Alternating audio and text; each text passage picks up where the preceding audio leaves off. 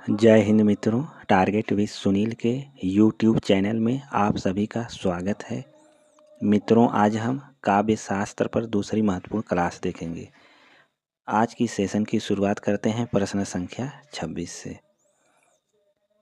काव्य संप्रदायों का सही विकास क्रम क्या होगा? 4 विकल्प दिया गया है। आप सभी बताइए, काव्य संप्रदायों का सही विकास क्रम क्या होगा? तो राइट आंसर है विकल्प बी, रस, अलंकार, रीति, वक्रोक्ति, ध्वनि, औचित्य। प्रश्न 27, वेपथु कैसा अनुभाव है? आंगिक, वाचिक, सात्विक, बौद्धिक। यह यूपी पीजीटी 2000 में आया हुआ प्रश्न है। आप सभी बताइए, वेपथु कैसा अनुभाव है? तो राइट आंसर है सात्विक अनुभाव। प्रश्न 28, काव्य के अर्थ वैज्ञानिक विवेचन का शुभारंभ किसने किया? वामन, महिमभट्ट, मम्मट, आनंदवर्धन। आप सभी बताइए, काव्य के अर्थ वैज्ञानिक विवेचन का शुभारंभ किसने किया है? तो राइट आंसर है वामन ने। प्रश्न 29, रस को नाट्य तक सीमित रखने का सर्वप्रथम विरोध किसने किया? भामह, रुद्रट, आनंदवर्धन या अभिनव गुप्त ने? रस को नाट्य तक सीमित रखने का सर्वप्रथम विरोध किसने किया? तो राइट आंसर है अभिनव गुप्त ने। प्रश्न 30, विश्वनाथ के अतिरिक्त किस आचार्य ने साहित्य शब्द को अपने ग्रंथ नाम में प्रयुक्त किया है? भामह, राजशेखर, रुय्यक, आनंदवर्धन।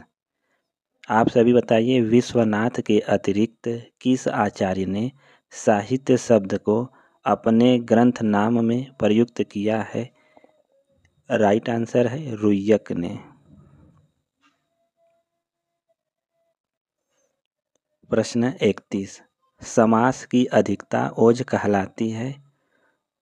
ओजस समास भूयस्वम। यह कथन किसका है? भरत, वामन, रुय्यक, दंडी। यह कथन वामन का है। प्रश्न 32, काशिका है पतंजलि कृत महाभाष्य की टीका, पतंजलि कृत योग सूत्र की टीका, पाणिनि कृत अष्टाध्यायी की टीका, भर्तृहरि कृत वाक्य पदीय की टीका। आपको बताना है काशिका है। काशिका पाणिनि कृत अष्टाध्यायी की टीका है। प्रश्न 33, रमणीयार्थ प्रतिपादकः शब्दः काव्यम के प्रवर्तक हैं? दंडी, पंडित राज जगन्नाथ, मम्मट, विश्वनाथ। आप सभी बताइए, रमणीयार्थ प्रतिपादकः शब्दः काव्यम के प्रवर्तक कौन है? तो राइट आंसर है पंडित राज जगन्नाथ। प्रश्न 34, भरत के रस सूत्र के व्याख्याता आचार्य शंकु का सिद्धांत कहलाता है? उत्पत्तिवाद, अभिव्यंजनावाद, अनुमितिवाद, भुक्तिवाद। भरत मुनि के रस सूत्र के व्याख्याता आचार्य शंकु का सिद्धांत अनुमितिवाद कहलाता है। प्रश्न 35, वक्रोक्ति काव्य जीवितम कहकर वक्रोक्ति को ही काव्य की आत्मा स्वीकार करने वाले आचार्य हैं?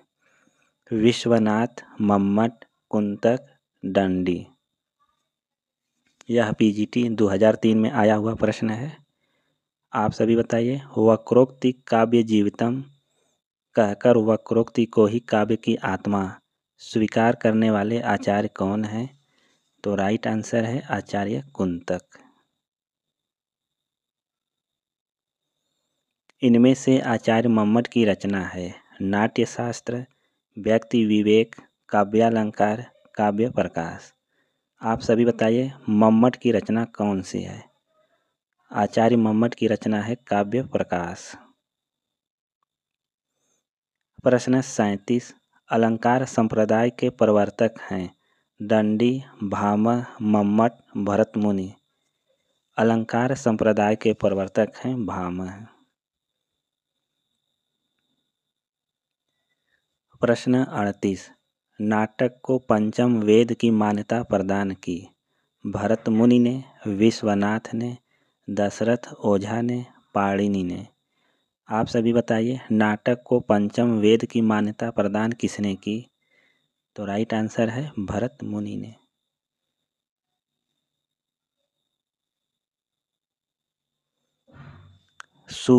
सुख दुखात्मकोरसः कहने वाले आचार्य हैं।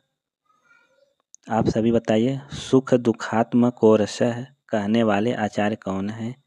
तो राइट आंसर है रामचंद्र गुणचंद्र। प्रश्न 40। निम्नलिखित में से कौन संस्कृत समीक्षा पद्धति से संबंधित नहीं है? रस, अलंकार, ध्वनि, शैली, विज्ञान। तो राइट आंसर है शैली विज्ञान। आचार्य भरत मुनि ने काव्य गुणों की संख्या कितनी बताई है? 3, 5, 10 या 8। यह पीजीटी 2004 में आया हुआ प्रश्न है, वेरी इंपॉर्टेंट प्रश्न है। आचार्य भरत मुनि ने काव्य गुणों की संख्या 10 बताया है। प्रश्न 42। अर्थबोध कराने के संदर्भ में निम्नलिखित में से कौन सा कथन सत्य है? ए, अभिधा शब्द शक्ति लक्षणा पर आश्रित होती है। बी, लक्षणा शब्द शक्ति व्यंजना पर आश्रित होती है। सी, अभिधा शब्द शक्ति लक्षणा व व्यंजना दोनों पर आश्रित होती है। लक्षणा एवं व्यंजना दोनों शब्द शक्तियाँ अभिधा पर आश्रित होती हैं। इसका सही आंसर है विकल्प डी, लक्षणा एवं व्यंजना दोनों शब्द शक्तियाँ अभिधा पर आश्रित होती हैं। प्रश्न 43। जब द्रास बटालिक टाइगर हिल की सीमा लगी लरजने, जब शहादत लेते हिमगिरी की चट्टानें लगी गरजने, तब जाग उठे ये शेर बबर, पौरुष हुंकार उठा था, मातृभूमि की बलिवेदी पर लहू पुकार उठा था। उपर्युक्त काव्य पंक्तियों में कौन सा काव्य गुण व्यंजित हो रहा है? माधुर्य, ओज, प्रसाद, उपर्युक्त तीनों। आप सभी बताइए कि इस काव्य पंक्ति में कौन सा काव्य गुण है? इस काव्य पंक्ति में ओज गुण है।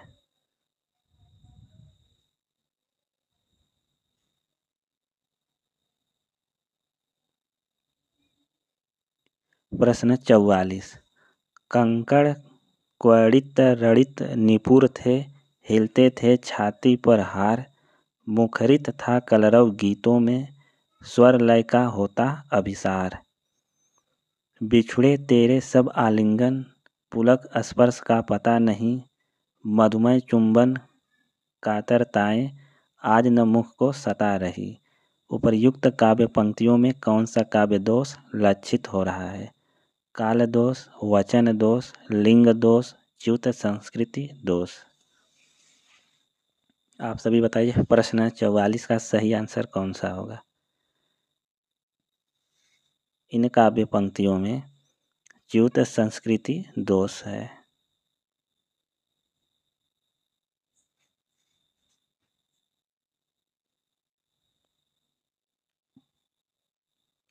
काव्यादर्श के रचनाकार निम्नलिखित में से कौन है?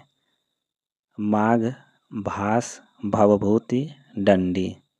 आप सभी बताइए काव्यादर्श के रचनाकार निम्नलिखित में से कौन है? काव्यादर्श के रचनाकार हैं दंडी।